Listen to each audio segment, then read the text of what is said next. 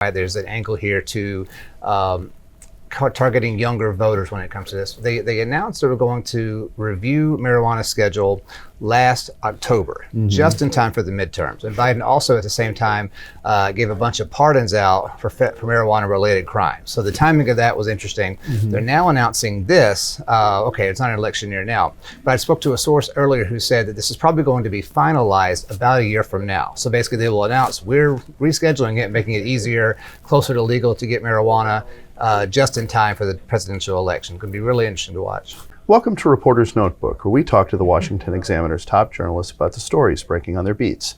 I'm Jim Antle. I'm joined today by White House reporter Haisten Willis. And Haisten, vacation time is over for President Biden, at least during the week. And he has returned sort of the campaign trail indirectly, but also really touting his policies. What are some of the things he's been focusing on? Yeah, I think so. Like you said, Republicans give Biden a lot of flack about vacation. They like to count the Fridays that he leaves and the Mondays he comes back from Delaware also as vacation days. But he asked for a lot of time off in August in particular. He took 2 different week-long vacations, one in Delaware at his beach house, one at Lake Tahoe, which kind of splits the Nevada and California border. Anyway, he's back, as you said. So yeah, and he should be back, I think, for a while. Congress is about to come back in session. Things are going to start heating up a little bit more here in Washington. He's been talking about a lot of things, like you said, that are probably a big theme for his re-election campaign. He's talking about prescription drug prices, lowering healthcare costs. That's a big thing, I think, for Democrats in particular. Really, all politicians want to talk about, taking care of seniors and things like that. Sure. He is kind of trying to contrast that with Republicans. He's been saying for a long time that Republicans want to cut Social Security and Medicaid and Medicare, I believe. I don't think there's really much to that, but that's what he's been saying. So he's been pretty busy. And then lately, there's been pair of natural disasters. There's been the fire in Hawaii, and then a hurricane in Florida. That's been taking up a lot of his time as well. So he's been busy, I guess. So, there was certainly some controversy about the federal response in Maui. I think that they've tried to show that they're pretty on top of the hurricane that's happening in Florida. But it also was an occasion for President Biden to work with a potential significant rival. Yeah, like you said, the Maui thing did tie into a vacation there. He took a day off of vacation to go visit, but only after, I think it was about 2 weeks after the event happened. He took a lot of criticism for kind of the lateness to the response there. So that may be why they're being a little more aggressive here in Florida. They've done a whole lot of briefings. They've had FEMA Administrator Deanne Criswell in the White House press briefing, I think 3 times already, but before the hurricane even hit the land, right? But kind of from a political standpoint, one thing that's interesting here is that he's going to be working once again for the 3rd year in a row, I believe, with Florida Governor Ron DeSantis. 2 years ago, there was the condo collapse in the Miami area. They ended up meeting because of that.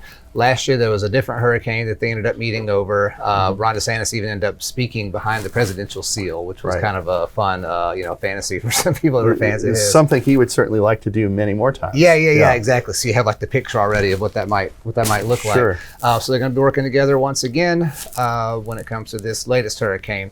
There hasn't really been anything other than kind of the optics of them being in the same room. There hasn't really been much that's really happened. They're both keeping it very much above board. This is about taking care of our citizens, responding to the hurricane. They talk about they've had phone calls. They get along really well. They seem to be singing Kumbaya. But certainly eyes will be on them as they work together, especially as I believe Biden's going to actually go down there again.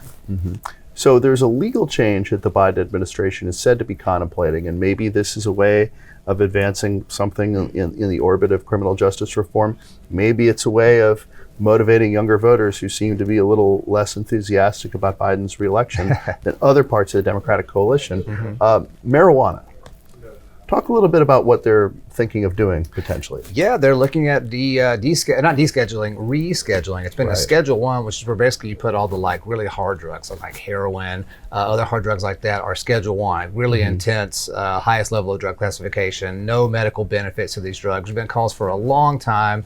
You hear it in rock music and stuff too, right? Call it to deschedule it or lower the classification. They're looking at doing that. They're looking at moving it from Schedule 1 to Schedule 3. It still basically would be illegal for recreational use at the federal level, but will be a lot easier for marijuana businesses that have sprung up. 23 states now have legal marijuana, so they could become closer to operating like a normal business. They could do tax deductions and things like that. Still not full descheduling, which is what the marijuana advocacy groups would like, but it's certainly close to it, better for them. Now, from the political standpoint, this is really interesting. I do think you're right. There's an angle here to targeting younger voters when it comes to this. They announced they were going to review marijuana schedule last October, just in time for the midterms. And Biden also at the same time gave a bunch of pardons out for marijuana-related crimes. So the timing of that was interesting. They're now announcing this. Okay, it's not an election year now, but I spoke to a source earlier who said that this is probably going to be finalized about a year from now. So basically they will announce we're